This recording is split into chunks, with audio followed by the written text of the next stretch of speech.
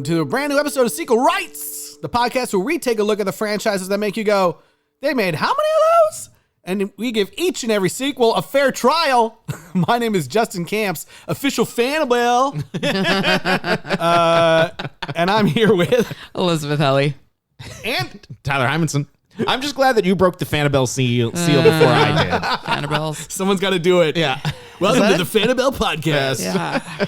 We're talking all things Annabelle. We're talking about the prequel. No, wait. We're like midquel. We're like Megan who? Yeah. We're all about Annabelle over here. Yeah, forget Megan.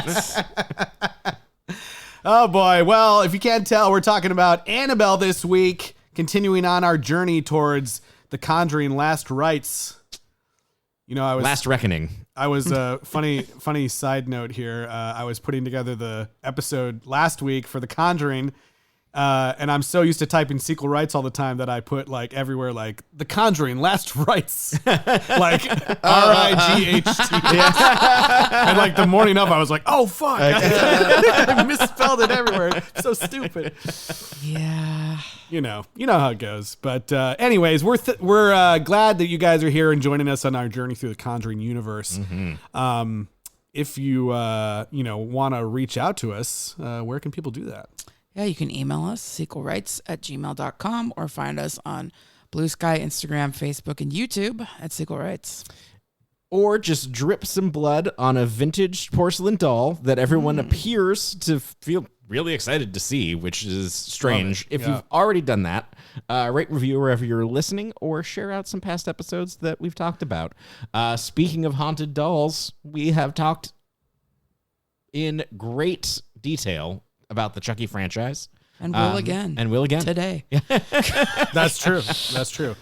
And I think we have that open call for any scary stories you want to send our way. Send us to the email or hit us up on Instagram or wherever. Love to hear about it.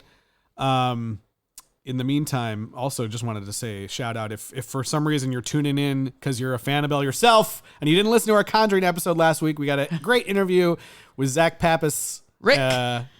Rick himself. The titular Rick. Yeah. Who also appears in this film. In this movie. Yeah. So we could have had him back again. Yeah. But check that out. It was we were going to have him back, but only his ear. One ear. Yeah. I was thinking, I was pulling sound clips today, and I was like, I should have made a joke like, hey, we've got a sound clip of Rick in the film, and then just play some silence. Aww, that's so sad. Anyway, we love Zach. We love Zach. We're all it's all just fun. Yes. Fun. But he was a great guest, and you guys should go check out that last week's episode. But yeah, let's get into it with Annabelle from 2014. John, wake up. What's it? Next door, I heard a scream. Stay here. I'll go check it out. John? Is everything all right? Oh my God, you're covered in blood. Go back inside. It's not mine. It's not. Go back inside and call an ambulance right now. Go! I like your dolls.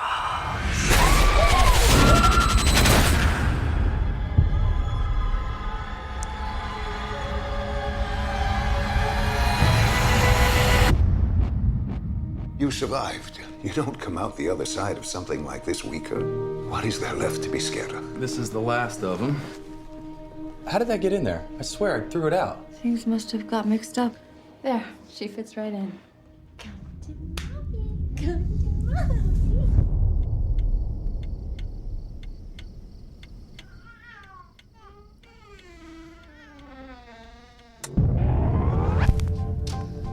Come to mommy. I had to keep in another creepy, quiet part. Yeah. This one had like, if you've got your headphones on, you got like the crying baby in your left ear. Yeah, we got like babies crying and vinyls going off. We're just at Justin's house. Yeah, that's right. I was like, this movie was not scary at all. Never once did I believe that baby was in danger. Well, anyways, after the rip-roaring success of The Conjuring and the breakout of Annabelle, we get Annabelle released in 2014, starring Annabelle. Yeah. Wallace. Yep. Indeed. It really is like a testament to just how good that they made the design of that doll, in that they had to make this next instead of going to like a Conjuring 2. They were like, we have got to make the doll. Let's get this out. Yeah. Got to capitalize on that magic. And so this, I was making a joke. We've got Annabelle Wallace starring as Mia, and Ward Horton as John, as our two main characters this time around. I feel like that's stating the case strongly. I think that's a little bit of the problem. Yeah, starring Annabelle, starring Annabelle the doll as well, and Annabelle Higgins. There's so many Annabelles popping off. So many Annabelles. Too many Annabelles. Yeah. I guess they never really say the doll's name ever in this movie. No, because she doesn't really have it yet. Yeah.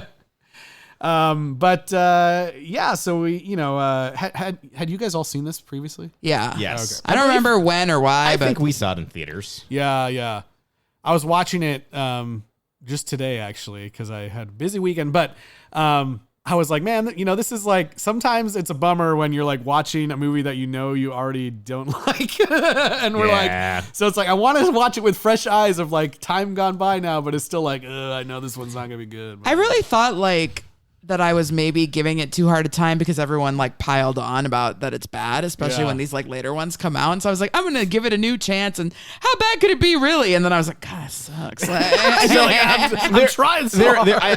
I felt the same way. I had problems watching it, but I do have one thing that will give us some kinder light to it. This was at a time when the directors, this is from the cinematographer for The Conjuring. Yes. And this movie was made for $6 million. And it's one of those things where it's like, okay, it's just the thing that we used to do is that we'd give someone a new directing chance. And they would, make a new movie. However, this is not a new directing chance. I was going to say. Yes. Because yes. I look back at this and the it's director of Mortal Kombat Annihilation. This is John R. Leonetti we're talking about here, director. And sometimes when the cinematographer makes the jump, it's great. It's incredible. Yep. Other times it's interesting. It's so interesting about how terrible this is, and that it is a story. I forgot that it was like a Manson family riff, and I was like, oh, there's a point where Leonardo DiCaprio could come in with a flamethrower. Once upon a time in this. Santa Monica, aka Pasadena. It's a world where Brad Pitt's character didn't kill them exactly. all. But this is written by Gary Doberman, and the very next Annabelle movie is basically a movie that imagines this movie. I mean, it ties it in the loosest of ways. But he wrote Conjuring, and he will go on to write more in the franchise. So it's not him they were mad at. Exactly. Like, ooh. Yeah. Not great. Well, and it does feel cheap though. Like knowing that it was $6 million, it's like, okay, this movie was made for nothing. Yeah. Oh, actually, I was shocked Alfre Woodard was in this movie. Yes. Like, I understand. I know she's become more famous since then, but like, she's still already pretty famous at that time. I'm like, oh my God. Like, what is she doing here? I don't know. But yeah, John R. Leonetti, he also is haunting us from Child's Play 3 and the original Mortal Kombat, where he was cinematographer for those as well. Yeah. He's done, a lot of sequels that we could still do. Yeah, and he goes back and forth. It's not like he made the jump to director and then was like, no more cinematography. He goes back and forth all the time, so it just is what it is. But I'm sure he's very talented, but it just didn't come around with this script. Yeah. Yep. Well, we get introduced to, we're in Santa Monica in 1967. We get introduced to John and Mia, who are, attending church and in Mid-Wilshire. Yep. Goofing around, playing, Thumb War or whatever. Well, F. Murray Abraham's up there trying to harass the cast. Honestly, like, the most unrealistic thing about this movie is that they live in Santa Monica and supposedly are like walking to a church with their next door neighbors. They make it look like they were walking together, right? Yep. And then once they move to Pasadena, they go back to the same church. Yeah. Absolutely not. Yes. Ever. Even if you think, like, even if you want to say, okay, that actual church where they filmed it is in Mid-Wilshire. It's next door to the Wilshire Ebell, right? Even then, they wouldn't have driven there from Santa Monica, and they wouldn't have driven from Pasadena back to there. It's just not worth it. Also, there's 100 churches in Pasadena. Yeah, that's the scariest thing in the entire movie. I was just going to point out the Wilshire Ebell, no plaques for cancer benefits there. Right. True.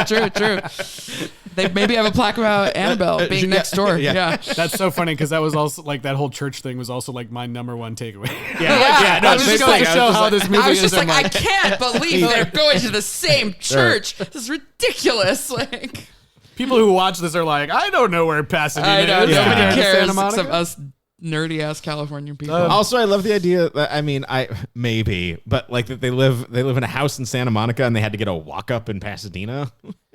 Yeah, well, maybe back then it was like. I mean, Pasadena was wealthy. Honestly, that apartment looked bigger than their house. That's true. I don't know. It was pretty huge. I was That's true. what the fuck kind of giant apartment condo is this? Yeah.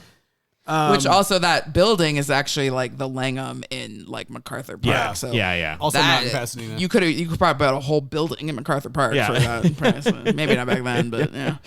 Yee. Yeah. Well, that's all there is to talk about. Yep. Nothing else happens. Traffic. They're all going home from church. They're talking to these people that I'm like, is this like their parent, someone's parents? Who are these It's people? really weird, yeah. They're talking about baby names. But no, they're just their next door neighbors. And we find out that this has taken place, just recently after the Tate murders with the Manson family. The Manson times. But they're not actually like Manson family. They aren't. It ends up being completely different. Well, no, these people aren't, but they have it all on the TV, and that's why she's like, that's why she's John, you have to lock the door now. Cults are afoot. Yeah. Satanic in California. Hooray. Cults. Cults, I say. Yes. The Order of the Ram. There wasn't enough cults No. in the movie because cults are cool. We find out that their neighbors used to have a daughter. Well, still have a daughter, but she ran away with some hippies or something, allegedly. Yeah. We get a somewhat effective. I think it starts off pretty effective, but then gets cheesy, like home invasion. Yeah. There's some kind of like unique shots. Like the first shot when you see like what's happening through the window of John and Mia's house into the next house, I thought was pretty effective. Yeah, pretty good. Yeah, I thought that part was cool. And in general, I think like home invasion things are pretty scary. But Playing that trailer though reminded me of the fact that when he comes out, she runs up to him and says, "John, you're covered in blood." Why would you say that? You know he's covered in blood. You would just be like, "Oh my God, what happened?" And then he would say, "It's not my blood." Yeah. Then, you would say, "Wow, John, you're covered in blood." Covered in blood. Yeah. Looks like blood, huh? I don't know. Yeah, that was, I wouldn't have even gone over there, to be honest. No. I don't care how nice. Well, they were like good friends, I though. suppose. That's his neighbors. Were they? They kind of seemed like they pried too much or something. Yeah. Yes. But yeah, there's people attacking them. They're crazy. Turns out that the one of them is Annabelle Higgins, which you may recall from last week with The Conjuring, that apparently the doll of Annabelle is possessed by the ghost of Annabelle Higgins. Yeah, but the nurses said that it was a little girl named Annabelle Higgins who won, and then the Warrens told them there is no little girl named Annabelle Higgins. This is completely fake. We'll clear this up with Annabelle creation. Sure. Yeah. We'll get further there, but yes, Annabelle Higgins is who we currently believe to be possessing this doll. And her blood like leaks into the eye. The eye. We actually do see the nurses at the beginning of this movie, and then we see Rick. yeah. Rick is there. So, things have gone bad. I mean, Mia, we forgot to say Mia's pregnant, and she got pregnant. stabbed right in the belly. And she collects dolls. And her husband gave her a scary Annabelle doll as a gift. She's already off to a great start as being a mom. Yeah. Raise your child in a creepy doll room. They also, he's about to start his residency, and they have like a really hollow fight. Yeah. That is, neither of them has stakes. It's the type of thing where like horror movies do a thing effectively where, you care about these people, they have dimensionality or something like that. These both just feel like two wooden action figures that hate each other.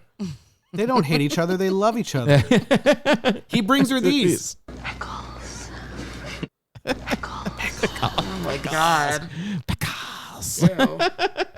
And then this. Like mustard and pickles. Boy. I'm a notorious pickle love each hater. other. Yeah. I'm sorry. I Like can't. mustard and pickles. Like Can't get mustard along and with that. pickles. Mustard and pickles is not weird because they're both in a sandwich. So why is that like a weird it's just like, a pregnancy burger? thing?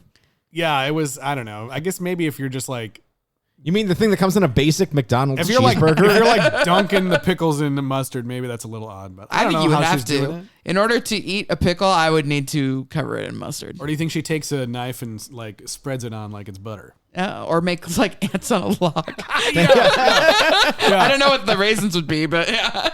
And all you listeners out there, if you're being like, oh my God, Eliz is so wrong. I love pickles. What is she talking about? You're wrong, because people that don't like pickles are providing pickles for the pickle people. Sure. Because you can always be like, hey, can I have that? Can I have that? Pickled peppers? Yeah. You know what? How many times can you just be like, I don't want this pickle? And someone's like, I'll take that. No, that happens all Every the time. Yeah. Like at every restaurant The we go to. system works. Yeah.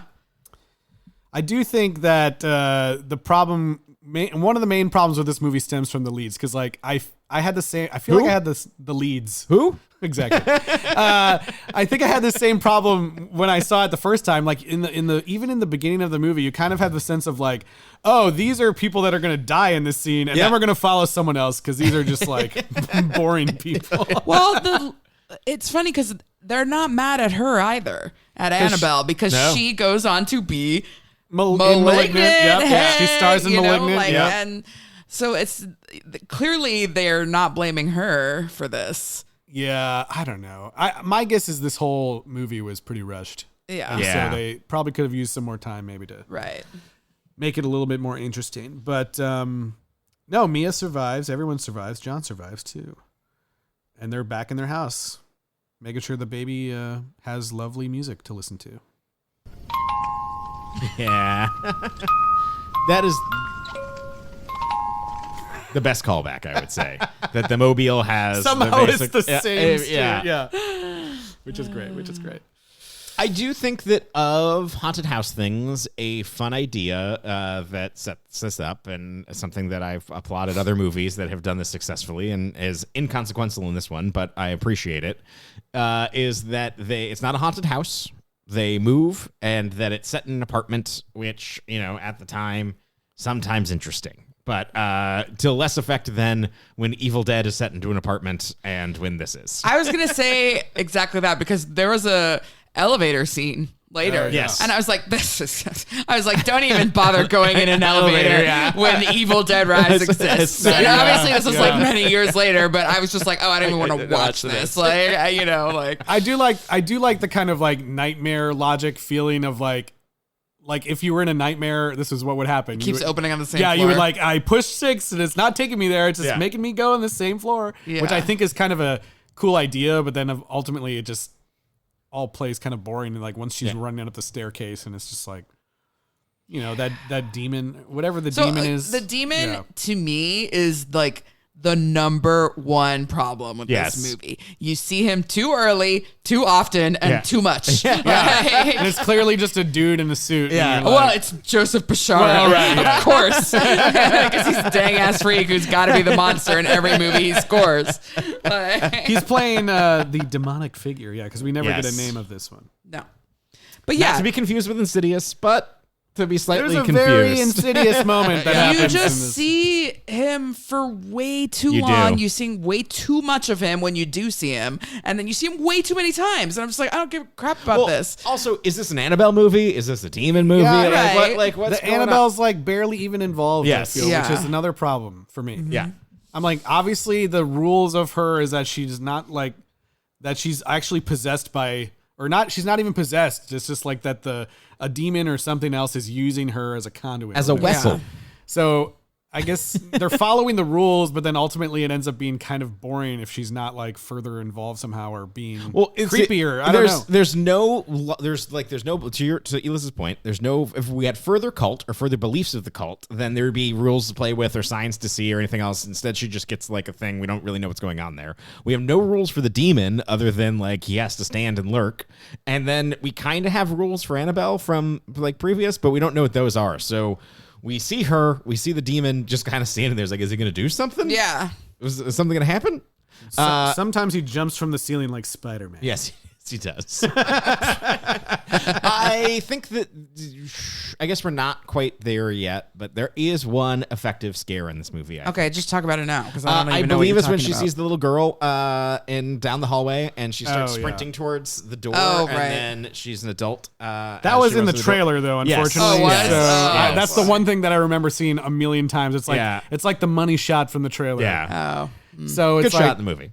It's a good creative scare, but ultimately we've seen it already before you see the movie. So you're like, well, if you think about it not as a jump scare, but as a metaphor for aging, Happens before you know it. True. Speaking of aging, I don't know why we talked about this, but literally the other day we were trying to explain to our friends like what the Jiffy Pop like thing was because they're like 5 years younger than us. So we were like, you must not know about this thing that existed back when I was a young lad. And they were like, yeah, we know about popcorn. And we were like, no. But it came in a pan and the thing would like expand and they were like, oh, maybe? Like, Yeah.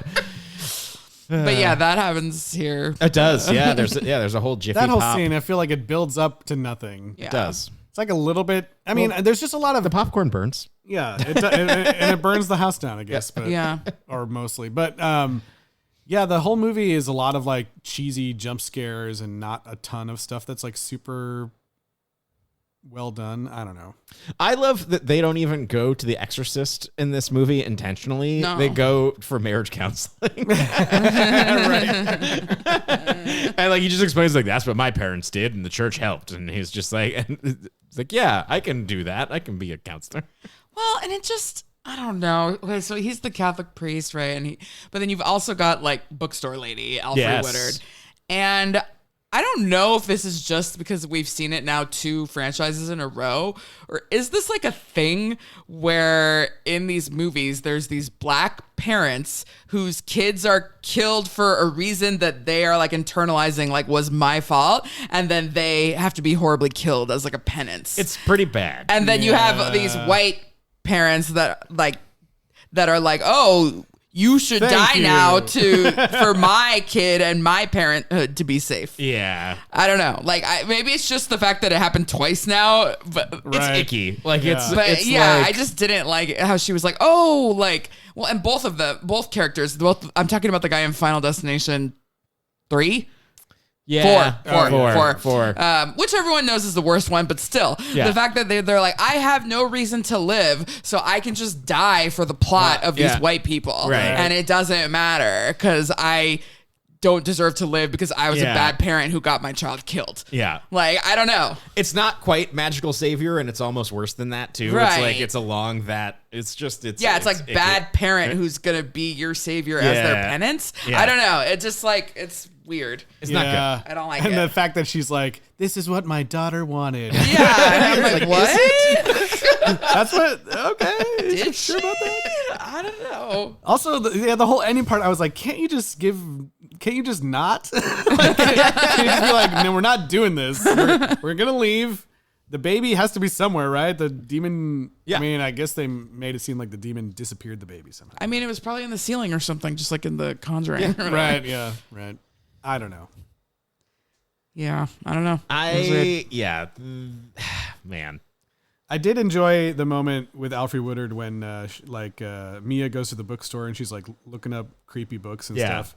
And she's like, Alfred Woodard's like, tell me what's wrong. Like, and she's like, no, it's too crazy. Like, you'll probably think I'm crazy. And she's like, I promise I won't think anything's weird. And she's like, all right, I'm pretty sure a ghost is haunting my family or something. And she's like, okay, I got you. Come over here. We need to get this book right here. And she was like, yeah, nothing did phase her. It was That great. was pretty, that was nice. You know what's fun? In the Old Town Books window that they're filming in, there is, I believe, at least 2 of the books that are there I own. One of them is this book of symbols that Taschen printed, and it's like that book's like was not around in 1967. Okay. Well, apparently that is some bookstore somewhere, but it is not the bookstore that I'm thinking of, which is the creepy used bookstore next to the church that we played bells at on Los Robos. It's called the Bookshop in Covina. Oh, that one. Oh, Yeah. Oh, not.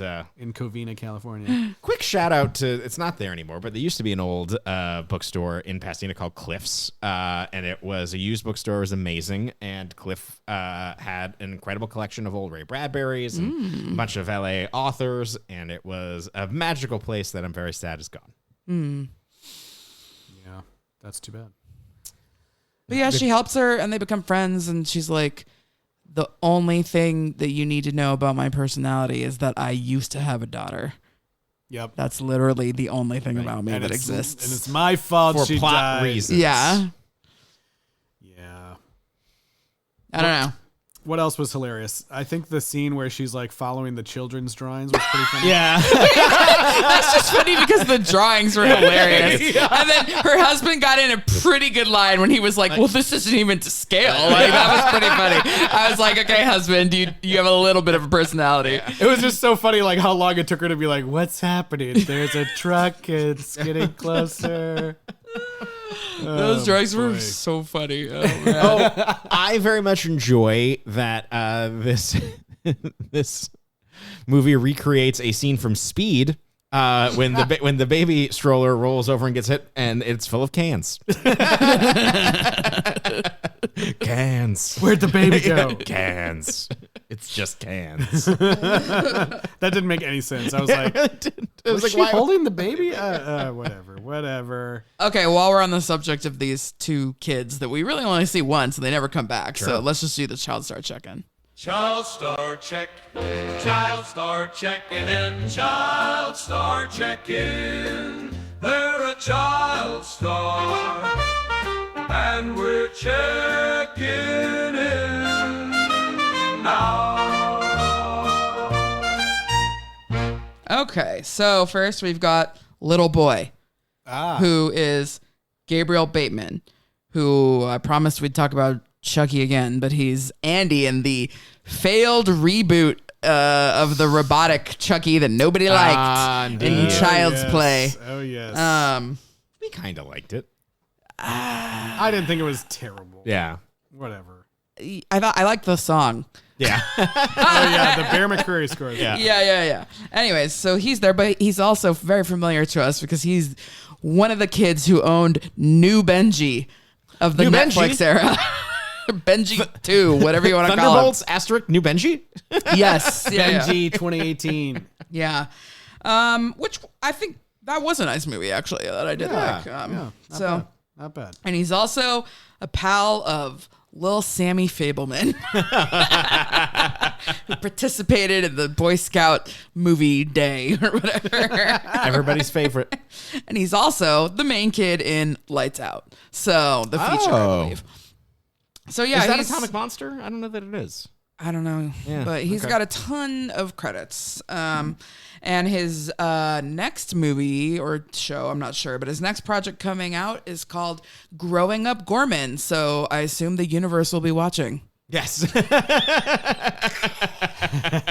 was about to do it. And I was like, nope, you already got there. I haven't even seen it yet. Shit. We spoiled it for Justin. You know what? That show's been already over for like a month. Yeah. I've got no time. What do you have? Like a wife and family? I've only seen 4 episodes. Andor, though. Come on. Andor. I know. Anyway. This Lights Out is Atomic Monster. There you go. Okay, there you go. And David F. Sandberg directs...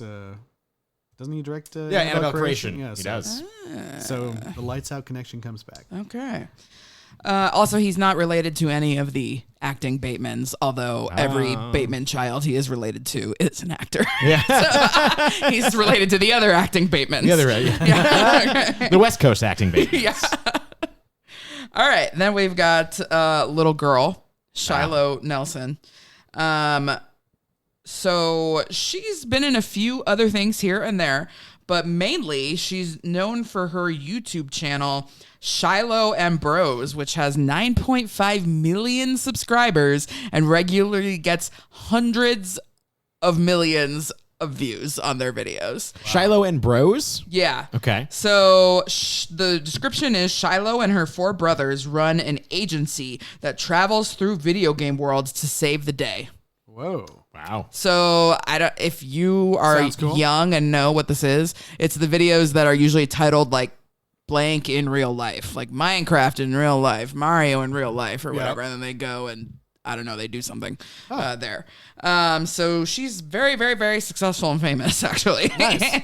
Good for her. But I know nothing about like YouTube kids content other than the horrible documentaries that I watched about the kids who were, it's victimized. It's so hopefully she's doing great with her 4. I mean, if you got 4 brothers watching over you, maybe you'll be okay. Hopefully. So anyway, young Annabelle Higgins. So this girl is just like in one the shot that you mentioned with the running and I think maybe Mia sees her once or twice or something. But the main thing is that running scene, this little girl. So her name's Kira Daniels. Her dad is Alex Daniels, who was the stunt coordinator on this movie and has been the stunt coordinator, stunt actor in like thousands of projects, including Mortal Kombat, the original Mortal Kombat. Nice. Home of the song, obviously. And most recently, Bosch Legacy. So he's a real dad's guy. There you go. A friend of the armchair. Yeah. And her mother, so this girl's like, you know, not really like a Nepo baby, but like, you know, she's got, her parents are around. Her mother is Carolyn Sapp Daniels, who was Miss Hawaii and then Miss America, and the first ever Miss America to have been like come from Miss Hawaii. So the first Miss America to ever come from not the contiguous 48. So that was shocked cool. that Hawaii beat Alaska to that, but yeah. Yeah.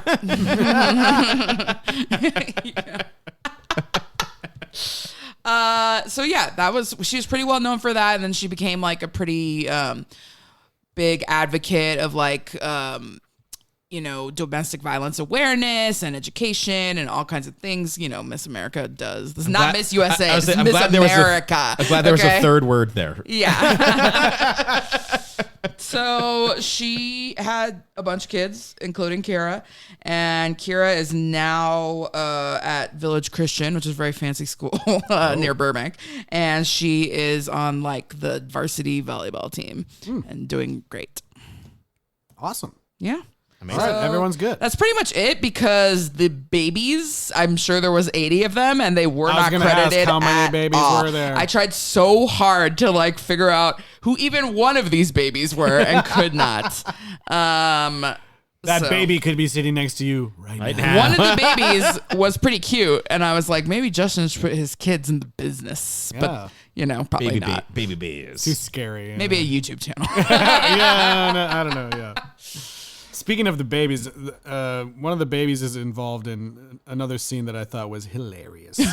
When there's that scene where like Mia's like trapped in the nursery room and she's like trying to get out. Oh yeah, and the baby's like sitting on the ground next to a bookshelf. And there's like slowly these books dropping, but they're like dropping like right next to the baby, right behind the baby, on the other side of the baby, and the baby's just sitting there like, huh? And then like throughout all of this, she's like watching it happen underneath the door, and then like Annabelle just flops down like right in front of her. I did think that was cool because it did look scary for the baby, even though they just filmed the baby with no books, and then they filmed the books with no baby. But like, I was like, nothing's gonna happen here. I know, but it was sort of like funny to put the baby in this like fake danger when the rest of the times it was like not even anywhere near it. But. Yeah. You just liked it because it was like baby's day out. And that's why I liked it too. Maybe. I kept thinking she was going to pull the carpet and get the baby away from the bookshelf, but then she didn't. Do we think that there would be a successful horror romp where it was a baby's day out where there was a possessed doll in a house, but the baby just foiled it at every turn? That would be amazing. It's actually pretty good. That could be some Looney Tunes nonsense. I'm mailing this podcast to myself so that no one can steal that idea. I had it first, mark it. It's got the date on there. There's another moment too where I looked for Tyler across the distance a little bit. When there's a Mia later in the movie is talking to the detective again. She's like, too much shit's going on. I said I don't want to know anything, but now I want to know what's going on. And the detective says this. That they were actually trying to conjure something up. I totally noticed that also. Even though it's not the name of this movie, but I know, it's just so stupid. It was like a whole universe of conjurings. The way he like really leans into it, like they were trying to conjure something up. I do have to say, just as a side note, because this is the thing that Justin and I do when we'll stare at each other during when the title of the movie is said. You were not there when we went to go see Final Reckoning, but Shea Wiggum did not let us down. Oh, yes. Can't wait. Like, God damn it. It's always funny when it happens. The titular line. What else? Like, Yeah, I just did not think that the apartment was very scary. I think there's a fucked up cheap scare in this that I don't think works, and it makes me kind of not like the movie on principle. Which one was that? That is the one where she runs in, Annabelle's in the crib, and she starts throwing the doll around, and then they trick her into thinking that it was actually her baby. Oh. Yeah, I feel like that's happened in a lot of movies. It has, because I felt like it was so familiar. It has, but it's just done badly here and cheaply, and it just feels gross. Like, it's not good. Also, I feel like you could tell earlier before she goes over there that it was a doll. Right. And then you see it change to like what looks more like a baby. Yeah. And then it's clearly the doll that laughs or whatever. Right. It would have been at least slightly better if it had just been Annabelle. Right. Like, why bring this other doll? Yeah, why isn't it? Well, again, it's another thing. It's like, is this a cult thing? Is this a haunted doll thing? Is this a demon thing? Like, what is this? I'll tell you what got more screen time than Annabelle is this. The sewing machine. Okay, sewing machines are legit terrifying. P.S. Like, I've never understood how anyone sews because they're so scary. Like, I mean, not like a home sewing machine where you're moving your hands close to the needle every few inches. Like, it's pretty dangerous. Yeah. Do not watch TV and sew. Yeah. But this sewing machine was popping off in like 30 scenes. It really was. It was like every time something scary is happening, there goes the sewing machine. Oh my God. And there's even like a fake out. Earlier in the movie, there's a fake out where you think she's going to hit her finger, but she doesn't. Well, also, and it's then just she kind does of like, it later. It's like, okay. Like, we never find out anything about her, and like all she does is like sew, and then she doesn't want to like General Hospital, but she does, you know. So it's like, I don't know. Like, we don't even know what she's sewing or why she's sewing. I mean, like, couldn't she have been like, oh, I'm making more clothes for the dolls, or like I have my craft fair business booth. She can't stop embroidering the Order of the Ram symbol into like all the doilies. Oh my God, that would have been such a better scene than anything we got, actually. That would have been hilarious. Yeah, if she would have been like, I made these beautiful flower patterns, and then she showed them, and everyone was like, what the fuck? The Order of the Ram. I didn't realize that General Hospital was like 1967. Oh my God, yeah. Yeah. General Hospital, like One Life to Live, Days of Our Life, they're all on back then. All starring the same corpses. I'm kidding. One Life to Live started on radio. And that makes sense. And All My Children, I think. General Hospital is a little bit later, but yeah. Yeah, I don't know. She just seems like a creepy doll collecting mom who does nothing. Yeah. And she's already got 2 other Annabelle looking dolls, but she needed that one. But also, like, there wasn't actually a black one. Right. You know, like, when did they even have the first black Barbie? It was like way late. So that whatever Annabelle was, they were not making a black version. Yeah. And she was like, oh, it's the last one who's like part of the set or whatever. But like, I mean, I don't remember for sure. I have seen the other 2 movies, but I don't think she's got like friends, right? In a set? No, but that would be hilarious. If there were like a group of them that started terrorizing people. Black Annabelle? They did show Easter egg moment at the very end of the movie when like the nurse's mom is going to buy Annabelle. You can see Raggedy Ann in the background, I know. Which I thought was a fun little touch. Yeah, I mean, and we talked about this last week, but if you don't know, the real actual Annabelle that all this is based off of was just a very large Raggedy Ann doll. And so it made it even kind of more insane that it was so scary to the Warrens and whomever else, because even when they put it in the glass case, it looks like just a giant Raggedy Ann. Yeah. I have breaking news here on the podcast. I know what you're going to say. Go ahead. Well, so I was looking up if there was an Annabelle American Girl doll because I just wanted to see, just if there was an American Girl doll that happened to be named Annabelle. Yeah. Just for some fodder there. But apparently an hour ago, there's a headline on News Nation that says haunted Annabelle doll to blame for Louisiana fire and jailbreak. Mm-hmm. Whoa! And apparently a supposedly haunted Raggedy Ann doll named Annabelle in real life, inspiration for The Conjuring, recently toured New Orleans under heavy security. The day after her visit, a historic plantation burned down, and the day after that, 10 inmates escaped from a city jail. There's no evidence linking the events, but the internet is running wild. Okay, so that's so random. So I was looking at all of this actually leading up to this recording, and so NESPR, which is the New England Society of Paranormal Researchers, I believe, which is the organization that took over the Warrens Museum while it was still open. Yep. Judy Warren, their daughter, is a real person. She's married to this dude, Tony something Spera, and he is like the head of the organization now. And she, you know, is apparently somewhat like psychic like her mom, but doesn't like want to be involved or look into it deeper because of everything she has seen. So he runs this organization.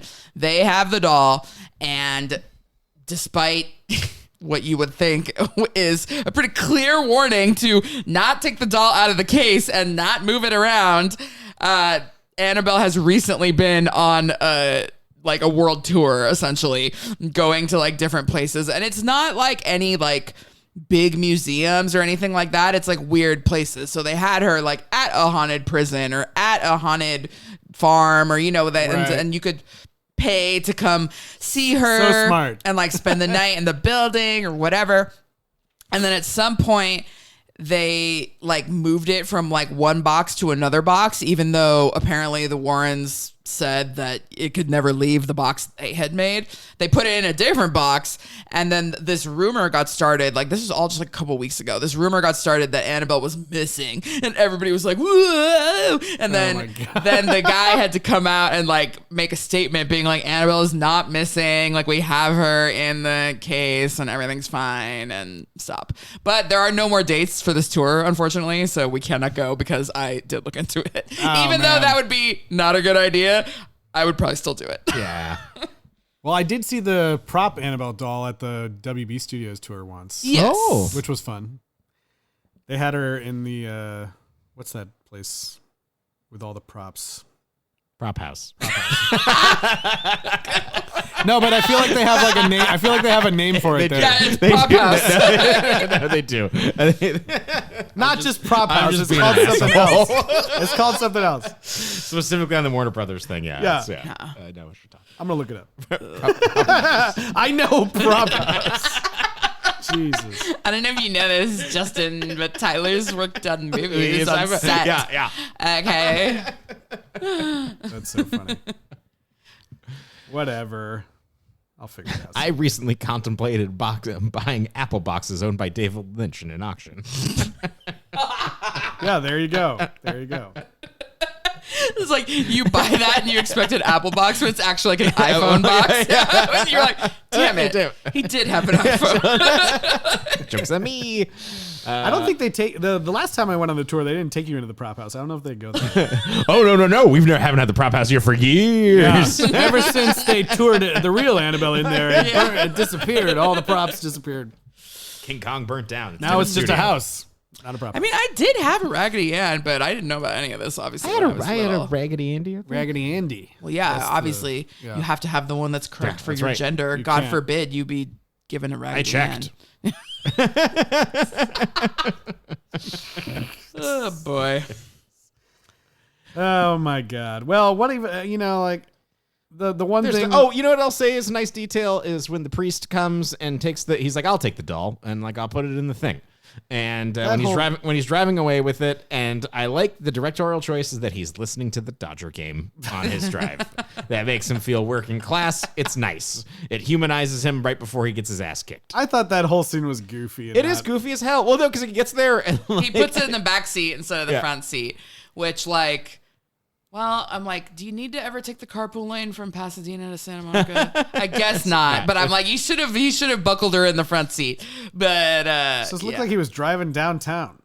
And then he's making he's making my way down. Faces past.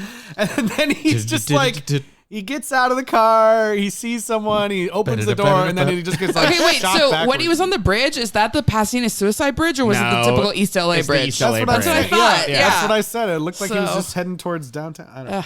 It was weird. Bad. He was gonna stop by Dom's house. And then I thought he had died, but I guess he didn't die. Yeah, doesn't tomato. And he has that goofy scene where he's like outside her apartment and says like, "God rest your soul." Oh or yeah, whatever. it's not even him. It's the God, demon again. that's Yeah, but it's like demon. it's Yeah, why? he still had to do it. What are the rules? Oh my gosh! Orders okay. of the Ram? We What are didn't the talk rules? about. We talked about the elevator, but we didn't talk about the fact that I understand it was a different time. I understand she's just going down for a minute to put something in the storage unit. But I tell you, there is no dang way that you or your wife would even go take out the trash with one of the babies in here. That's true, yeah. And the fact that she went down 8 floors or 7 floors or whatever it was to go into the storage unit and left the baby in the apartment by itself Not is happening. wild. I have something to say about that, in that somebody that I used to date lived in the Stanley apartments, I think they're called. They're on Los Robles in Pasadena. Okay. I feel like that they shot that scene in that storage unit because it was one of those things that had like chicken wire cages storage in the basement. Fuck that basement. I did not want to be down there by myself. I did not want to go down there with her. I did not want to go down there at all. Like it was creepy as fuck. And no, thank you. And that was the scariest part of the movie for me because it just reminded me of that basement. Fair. I think now there's a hair salon down there. But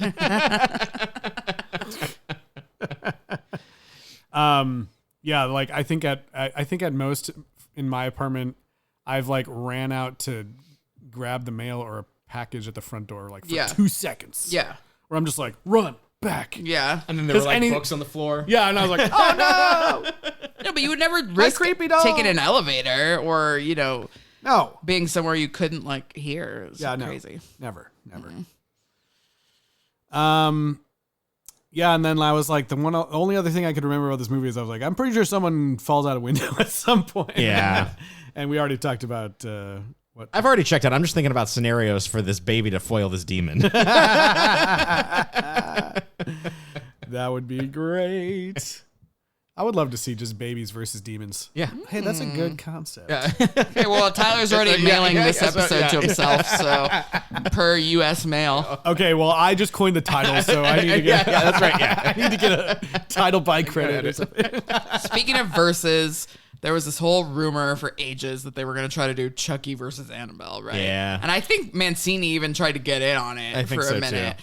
But it's just not possible because she is Warner Brothers and he is Universal, and never the two shall meet. Yeah. Yeah. What's Megan? Megan is Universal. Yeah, so Megan can fight Chucky. That's fine. Yeah, why don't they do? Well, she's not really a doll though. No, I know. And now she's going to be a teen apparently, Yeah. according to these trailers. Teenges. Yeah. Oh boy. Well, they offer her her neighbor's soul or whatever, or the book lady's soul, and all is well. And I guess it works. The baby mysteriously reappears in the crib, and Annabelle mysteriously disappears To a thrift store. to never be seen. Yeah. For some reason. For another terrible doll collecting mom to pass Also, around. also, it feels like that those nurses get away pretty. I mean, I guess We don't really know yet. Well, yeah, we kind of do. The Well, nurses. I guess because the Warrens just take the doll. Yeah, they just. And that's yeah, it? That's it. I guess the Until we get Warrens to are much Annabelle better than comes F. home. Murray Abraham, an actual priest. It's not F. Murray Abraham. It's Tony Amendola, the poor man's F. Murray Abraham. I was like, what are you talking about? How rude. How rude! I apologize. I Which- was watching this movie closely. I swear. Although I think Tony Amendola, was he Geppetto in Once Upon a Time? Because I remember at the time thinking like, you're right. oh wow, he really loves scary dolls. You know, And he does come back in the disavowed The Curse of La Llorona. Oh yes, he does. Yes, that's true. He's the connection that is not acknowledged, that we shall never acknowledge. Yep. So Not happening. He was Geppetto / Marco for 13 episodes. oh god, that show. Did you finish it? No. Yeah, me neither. Terrible. I think I fell out right after there- the like Frozen and Wicked. Wasn't there time. even a spin-off? There was a spin-off, wasn't Okay, there? the spinoff I did watch though, and it was actually pretty good. Was it a Neverland spin-off or something? What No, it was Alice. Alice. But it was Alice, but it was actually Aladdin. That doesn't... Okay. I don't even want to know. I don't even want to know. Alice, okay, this is a real thing. Alice fell in love with the genie. And Jafar was the bad guy, which so sadly, who do you think was cast as Jafar? F. Murray Abraham. I don't know. Yes. I don't know. It's an Indian guy. The show was on ABC. Oh, God. Who was it? Oh, was it Saeed? Saeed. Poor Saeed. Oh, Naveen answers. He was Jafar, and Aladdin wasn't even in it, but the genie was like a hot guy, and Alice fell in love with him. And it was their love that defeated Jafar and I think the Queen of Hearts. Oh, wow. Okay. Are you explaining Lorcana to me or a TV show? Yeah, what is going on here?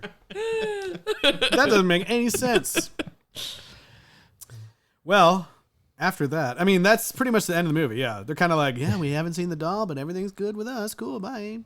The only saving grace about this movie is that literally like 3 years later, they're like, do-over. Yeah. JK, let's try that again. But they don't fully disavow it. No, either. they don't. So we'll see how it goes. Well, the Manson family's still in play. Right. I remember very poorly, even though I have seen both of them, but we'll see. So. Yeah, I remember the other ones. I do know that both of them are more well regarded than this one. Yes. Even, so. It really is just that demon, honestly. If they had it's really bad. If they had just cut around that demon differently, it would have made a world of difference. Like, you could have brought this up maybe like several points in whatever scale we're about to do. Yeah.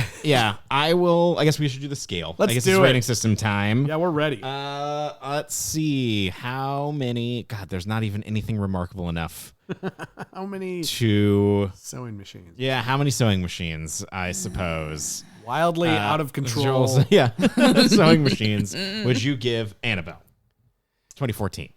I mean, I feel like the films that we've covered on this podcast are really just such a wide, this is still a movie that played in cinemas. That did well. So it's like, financially, how bad can you really go with it? I mean, did we all give OG Conjuring 10s? I can't remember. I think we did. I think we might have, yeah. Yeah, and so, I mean, I have to say, I think it's kind of like a 4. Is that too generous?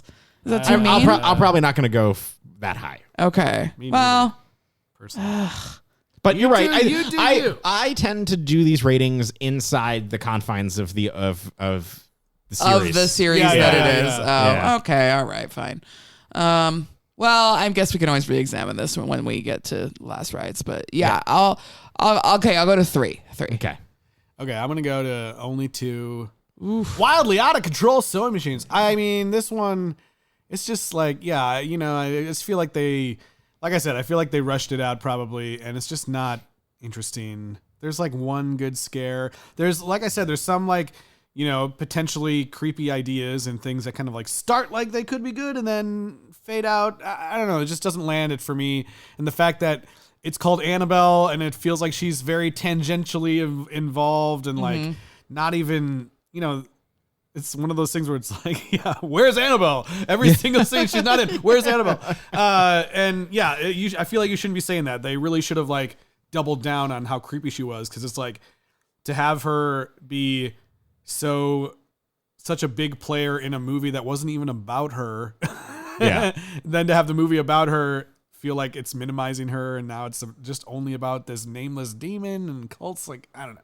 Just doesn't seem like a smart choice to me, but what do I know? I'm also going to give it 2 out of control sewing machines. I think that this movie falls under the weight of it being a period piece, weirdly. I think that there's times where it falls in and out of that. The style's bad and not one interesting character and one, maybe 2 decent scares that were spoiled in the trailer. So pretty skippable. I do want to say that somehow, despite the fact that we've now seen her Palpatine twice, yes, we did. Somehow Annabelle returned. The fact that we've now seen her in 2 different movies, and that we see her even in her clean version and more evil version in this one, somehow still Annabelle in and of herself is still just creepy as a picture, as a photograph. Something about it is so unsettling, and maybe just me as is a girl who had dolls. It's something about this doll is just so unsettling. And I looked it up because I wanted to say the person's name, but designer was somebody named Tony Rosen. He created multiple ones, and James Wan like picked the right one. This is back in the Conjuring time. And then for this movie, they made well, there were probably many of them, but there are 3 distinct like levels of evilness of which they use Annabelle. And so yeah, I think that I still just, even though the scares aren't that great and I don't care about the characters, it's still just pretty creepy because that doll just looks creepy. So, I don't know. Yeah. Although I will say now, looking in the rearview mirror of this, I have not watched this movie since I had seen the other Annabelle prequels that come out before this. Makes me even madder at this one. I understand. Yeah. For sure. Well, this one came out and it made $257 million worldwide against that $6 million budget. Yes. So you're getting more whether you like it or not. They did the right thing. Wikipedia says as of October 2024, Annabelle is the 30th highest grossing horror film of all time. Oh, boy. I'm sure that's probably already changed maybe by now, but that's pretty impressive. So yeah, there's more. And, next time we are diving right back into the main storyline with The Conjuring 2. And really, it's the one we've been waiting for. Yes. The whole reason it that all we did comes down to this series, not necessarily for the haunting or the scariness, but we did it for Patrick Wilson. We have always been obsessed with. I think this must be one that we all saw together because I just have such a... Because I think that we all jumped up and down in the theater when he actually sang. Yeah, we were like... they're looking it literally became like a micro meme, like a meme that exists within a small group of people only. So... And then it seemed like he sang in every single movie afterwards. Which is not even true, but we thought thought that. Sure seemed like it. If anybody out there is listening from Super Yaki, or people who work there, please reprint the shirt. We missed it the first time. I want it so badly. Oh God, yeah, that would be so great. But yeah, we'll be back next time for The Conjuring 2. But in the meantime, Eliz, where can people reach out?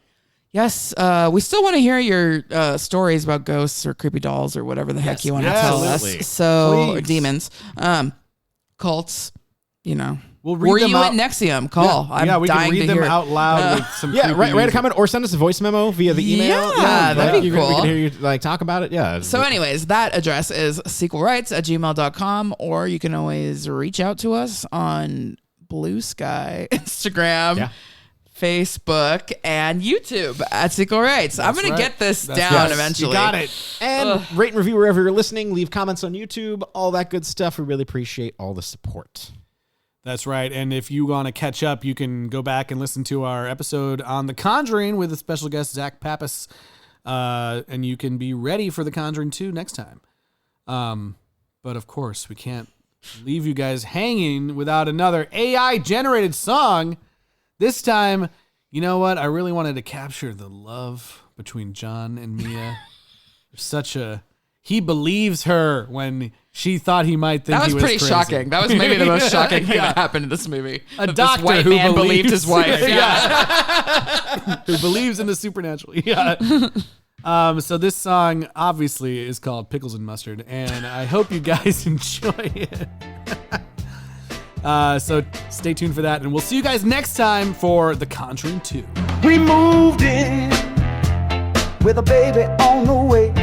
Sunshine and vinyl playing Marvin Gaye. Then came the night, the silence broke. A knock on the door and a puff of smoke. Neighbors crying, sirens wail. A doll in the crib, pale as a veil. But baby, even through the fear and thunder, you and me, we never go under. We go together like pickles and mustard. Sweet and sour, yeah, we got that luster. You hold me tight when the lights all flicker. Through demon dolls and danger, love grows quicker. We go together like pickles and mustard. A little bit strange, but oh so custom. You said, Mia, it's all gonna be fine. As the rocking chair creak out of line. Books floating, footprints on the ceiling. But your arms, baby, that's my healing. The priest tried praying. praying, the spirit kept staying, but your love, John, kept the devil obeying. From elevators to attic screams, you're the calm in all my haunted dreams. We go together like pickles and mustard, mix a little fear with something that flusters. When demons knock, we just knock back with faith and fire and a vinyl track. We go together like pickles and mustard, tastes a little wild, but love's our custard. That dog can stare, she don't scare me, not when you're near, not when we're three.